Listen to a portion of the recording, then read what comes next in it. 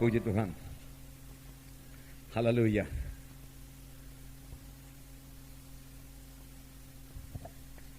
Puji Tuhan buat Roh Kudus yang sudah hadir di tengah-tengah kita.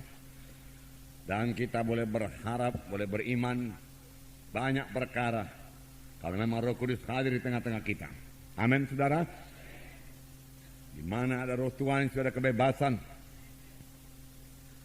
Roh Tuhan menghidupkan tubuh-tubuh yang fana ini.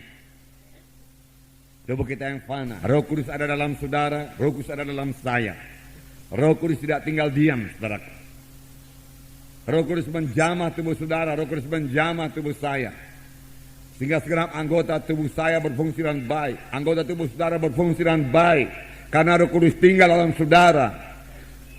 Roh Kudus menjamah tubuh saudara. Roh Kudus memperbaiki tubuh saudara. Mana yang rusak oleh dosa, dia perbaiki. Mana yang rusak oleh setan, dia perbaiki. Untuk itu Roh Kudus diberikan kepada kita. Amin, saudara. Haleluya. Haleluya. Ya. Itu pekerjaan Roh Kudus. Sampai sekarang. Sampai kita nanti beroleh tubuh kebangkitan. Yang luar biasa daripada Tuhan. Sekarang ini tubuh kita ini, saudaraku, belum tubuh kebangkitan, belum tubuh yang mulia. Tapi saudaraku, sebagai anak-anak Tuhan, tubuh kita ini biar dikuasai oleh Roh Tuhan. Kalau tubuh kita dikuasai oleh Roh Tuhan, kita kuat, kita sehat, kita berkemenangan. Dan penyakit saudaraku tidak berkuasa atas kita, saudara. Puji Tuhan. Nah, saudara yang kasih dalam nama Yesus, oleh sebab itu kita perlu memiliki persekutuan yang erat dengan Roh Kudus. Rasakan selalu kehadiran Roh Kudus dalam hati saudara. Karena dia tinggal dalam saudara. Anugerah Tuhan Yesus Kristus, kasih Allah Bapa dan persekutuan Roh Kudus adalah menyertai saudara sekalian. Bersekutu dengan Roh Kudus. Dengar suara Roh Kudus. Sebab firman Tuhan berkata, seberapa banyak anak-anak Tuhan dia dipimpin oleh Roh Kudus. Roh Kudus hidup, saudara. Dia berkata-kata, sama sebagaimana Yesus berkata-kata, Roh Kudus berkata-kata kepada saudara. Dan kita perlu mematuhinya. Firman Tuhan berkata, pada hari ini jikalau kamu mendengar suaranya, janganlah kamu mengeraskan hatimu. Patuhi suara Roh Kudus, itu membawa kemenangan pada saudara. Membawa kehidupan pada saudara. Membawa keberhasilan pada saudara. Membawa kuasa kepada saudara. Membawa urapan kepada saudara. Amin. Haleluya. Membawa kesembuhan bagi saudara. Haleluya. Oh, haleluya Yesus. Syukur Tuhan. Haleluya. Luar biasa Roh Kudus. Sepanjang saudara membiarkan dia memimpin saudara. Luar biasa pekerjaan dalam hidup saudara. Sepanjang saudara biarkan saudaraku, dia menguasai saudara. Maka dia akan mengerjakan perkara yang besar dalam saudara.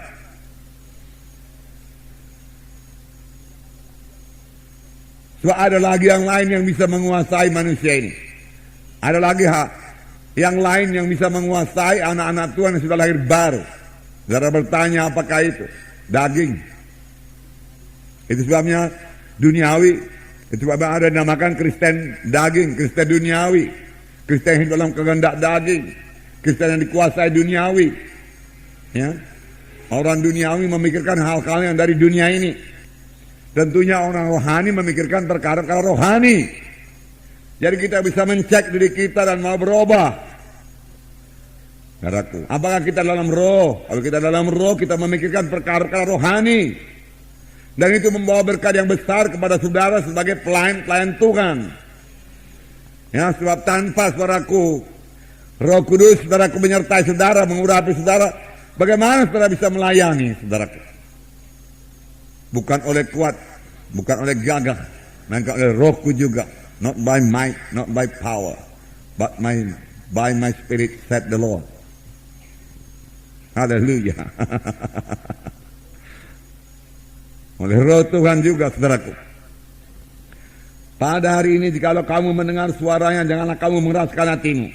Dan firman Tuhan memberikan contoh, Paulus memberikan contoh mengenai bangsa Israel yang sudah dikeluarkan Tuhan dari tanah Mesir, dari tanah perbudakan, tapi tidak sampai ke tanah Kanaan, binasa di padang belantara karena mereka mengeraskan hatinya. Tidak mau mematuhi suara Tuhan karena tidak masuk dalam akalnya. Saudaraku, banyak orang Kristen diperintah oleh pikirannya atau oleh akalnya, saudaraku. Padahal iman itu, saudaraku, tidak masuk di akal kita. Kita sudah belajar mengenai iman. Iman, saudaraku, bertentangan dengan pikiran manusia ini. Iman juga bertentangan dengan perasaan. Kalau kita memakai perasaan kita, dengan mudah kita ditipu oleh setan. Tapi, dengarkan baik-baik. Sepanjang kita berjalan dalam roh, yaitu membiarkan Roh Kudus menguasai kita, memimpin kita, saudaraku, maka daging tidak akan menguasai kita. Amin. Dan penyakit juga tidak menguasai kita. Amin. Daging tidak menguasai kita. Amin. Penyakit tidak menguasai kita. Amin. Haleluya. Katakan, saya mau berjalan dalam roh Tuhan.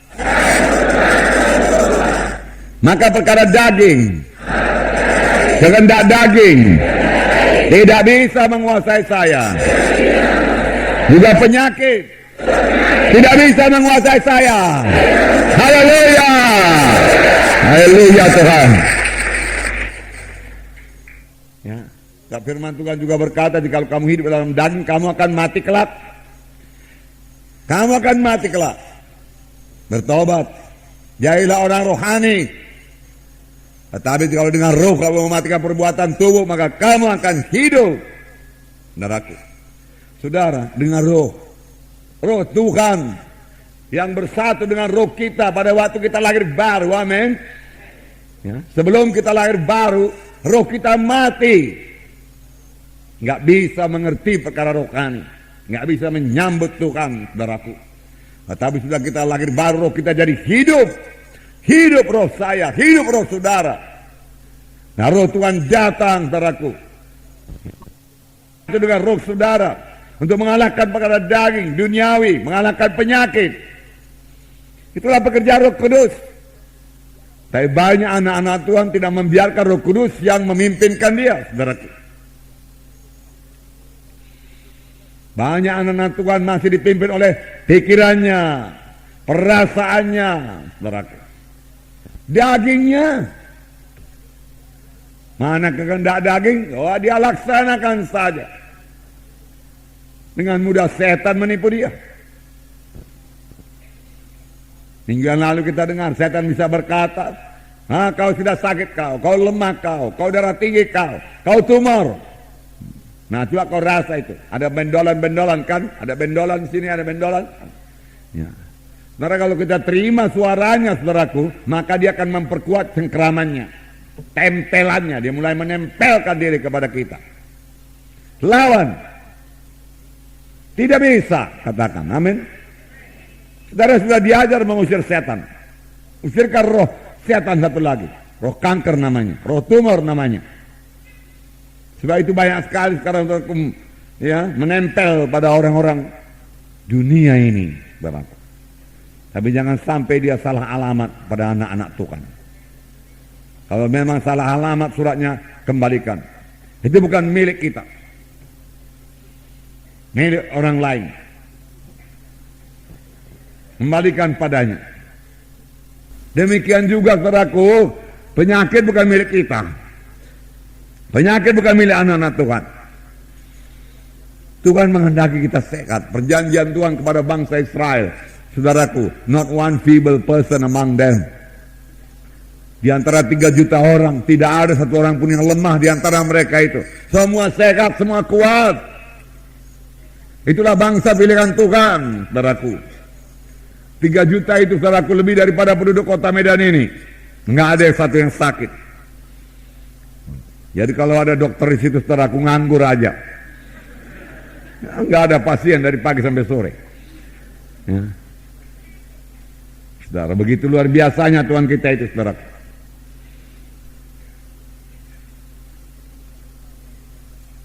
Tapi Tuhan juga berkata, dia akan mendatangkan bagi semua musuhmu. Nanti kita baca ayatnya kalau sempat. Makanya jangan jangan memusuhi tubuh Kristus. Penyakit datang, saudaraku, hati-hati.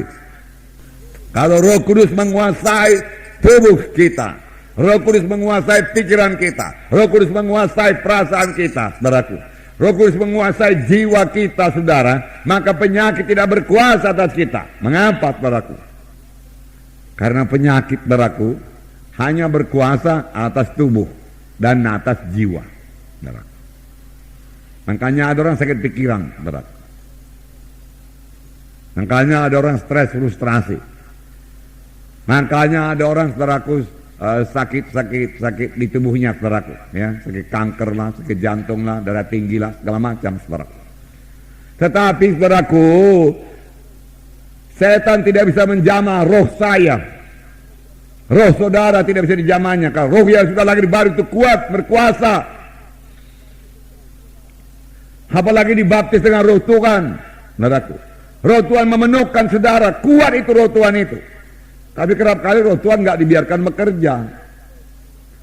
Roh Tuhan itu dikungkung, ditutup, saudaraku, sama roh daging, saudara, kita katakan, sama pikiran manusia, saudaraku. Sehingga dia seolah-olah seperti tertidur saja, tidak berkuasa, saudaraku. Lalu datanglah penyakit, saudaraku, masuk, saudaraku. Ada hamba-hamba Tuhan, kalau saudara baca majalah Hagin itu, saudaraku, ya umurnya sekitar 80 tahun lebih, saudaraku, dan selamat pada umur 15 tahun barangkali. Jadi sudah ada kira-kira 65 tahun, saudaraku, selamat, saudaraku, atau 70 tahun selamat. Satu hari pun nggak pernah sakit. Kalau sakit kepala saja, satu hari nggak pernah sakit. Dia betul-betul berjalan dalam roh Tuhan. Nah, tahu hamba Tuhan John G. Lake, saudaraku, di Afrika waktu itu wabah kolera, saudaraku, ya, menjalar ke daerah itu, saudaraku, menyebar ke daerah itu, saudaraku, banyak orang mati. Nah, lalu, saudaraku, yang mati itu mulutnya berbuih, minta bantuan dari Inggris, bantuan tidak segera datang. Kemudian setelah datang bantuan, selidik, memang itu penyakit yang ganas sekali. Lalu diselidik bahwa saya dalam air liur orang itu terdapat ribuan jutaan kuman, saudara, yang mudah menyebar, saudara. Lalu dokter-dokter Inggris berkata kepada hamba Tuhan John Lake ini, John G. Lake, saudaraku, ya, supaya dia juga memakai imunisasi. Kami sudah menyediakan imunisasi. Dia katakan, saya tidak perlu imunisasi. Ya. Oh, apa kau lihatlah, apa kau tidak lihat begini banyak kuman-kuman dalam air liur orang ini, dia katakan. Iya, saya lihat, dia katakan. Tapi coba taruh di tangan saya, dia katakan. Taruh di tangannya. Oke. Kemudian periksa di bawah mikroskop. Apa yang terjadi, saudaraku? Kuman-kuman virus-virus itu mati.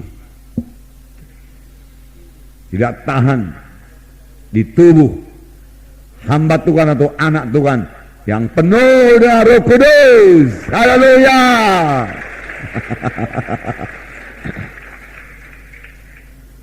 Kuncinya penuh dengan Roh Kudus. Luar biasa Roh Kudus, saudaraku, luar biasa. Sesuatu itu biar kita senantiasa penuh dengan Roh Kudus. Hagin itu, saudaraku, begitu tua, saudaraku. Saya melihat di sini, saudaraku, baru ini datang dari Prince, 85 tahun juga sehat, saudaraku. 85 tahun. Haleluya. Nah, saudaraku, bagaimana setan itu bagaimana menyerang? Dari perasaan, dari panca indera, dari pikiran. Dia suntik, tap, dia serang, tap. Saudaraku. Lalu kita merasa sakit. Memang ada perasaan sakit. Tapi kita terima apa tidak? Itu. Banyak yang terima saja. Mengakui lagi, diakui lagi apa dikatakan setan. Memang saya sudah sakit, katanya. Ya. Diterima paketnya, tanda tangan di tanda terima. Oke. Silakan menderita, setan berkata. Nah, tolak. Saudara bisa mengusir setan? Bisa. Berani mengusir setan? Nah, minggu yang lewat kita katakan penyakit dari setan. Oleh sebab itu, usirkan roh penyakit Bisa Mbak, apa enggak? Mengusir penyakit? Bisa. Jangan terima, usir ke roh penyakit. Jangan katakan wajar ya itu sakit, namanya manusia. Memang manusia, saudaraku. Tapi saudara anak Tuhan. Kalau saudara renungkan di hadapan Tuhan, wajarkah saya sebagai anakmu sakit Tuhan? Apa kira-kira jawab Tuhan? Bola. Dang boy.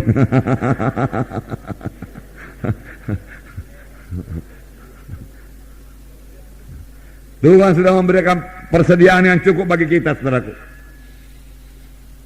Aku memberikan kamu kuasa untuk menginjak ular dan kalajengking. Ya. Menginjak ular dan kalajengking.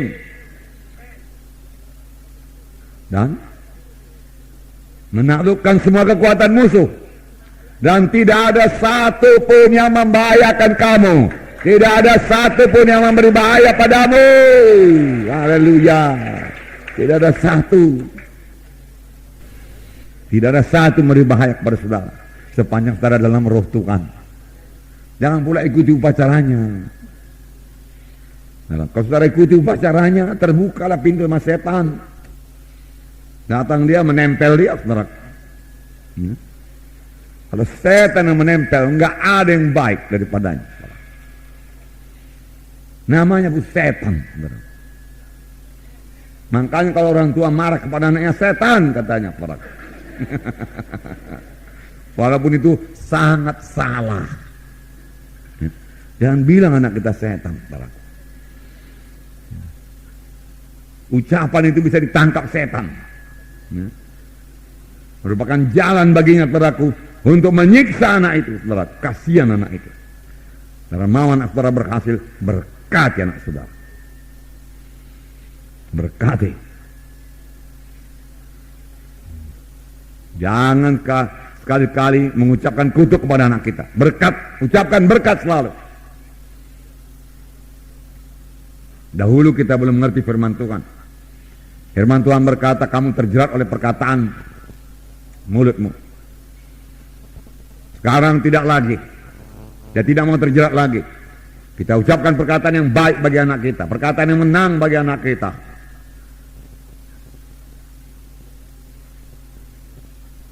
Dan dia akan menerima saudara apa yang kita ucapkan. Karena kita berkuasa atasnya. Amin saudara. Ya. Haleluya. Haleluya. Nah, saudaraku. Itu sebabnya saudaraku, manusia lama saudaraku perlu disalibkan. Amin. Ada dua perkara minggu yang lalu. Saudara masih ingat saudaraku.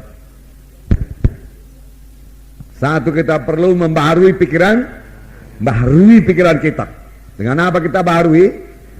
Dengan firman Tuhan. Taruh dalam pikiran kita firman Tuhan. Kemudian taruh dalam hati kita. Kaya dengan firman Tuhan, saudara. Cintai Alkitab saudara. Baca Alkitab saudara. Dengarkan hamba-hamba Tuhan yang nurapi Tuhan. Taruh firman Tuhan dalam hati saudara. Dengarkan selalu firman Tuhan. Baca selalu firman Tuhan. Hendaklah firman Tuhan diam dalam kamu dengan segala kekayaannya. Dengan demikian saudaraku, saudara bisa melawan setan. Kapan setan datang, saudara boleh bertindak sama sebagaimana Yesus. Yesus berkata, ada tersurat kepada saudara-saudara, bersalut dengan darah Yesus, pakai dalam nama Yesus. Setan, kau tidak bisa menjamah diriku. Aku anak Tuhan.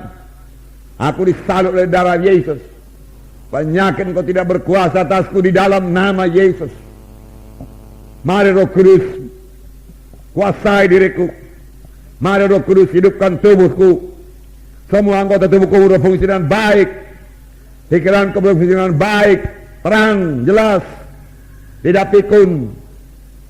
Amin. Haleluya.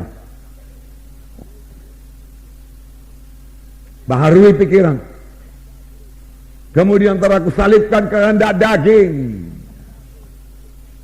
Salibkan kehendak daging. Barang siapa yang mau mengikut Yesus, dia harus menyangkal dirinya dan memikul salibnya, dan mengikut aku. Tuhan Yesus berkata, menyangkal diri, si aku ini disalibkan. Disalibkan itu artinya mati. Bukan kehendakku tapi kehendakmu Tuhan. Bukan berpusat pada diriku tapi berpusat pada Tuhan. Apa kehendak Tuhan? Kita baru menyangkal diri kita, saudaraku. Mana yang bukan kehendak Tuhan jangan laksanakan walaupun daging ini sangat menginginkannya.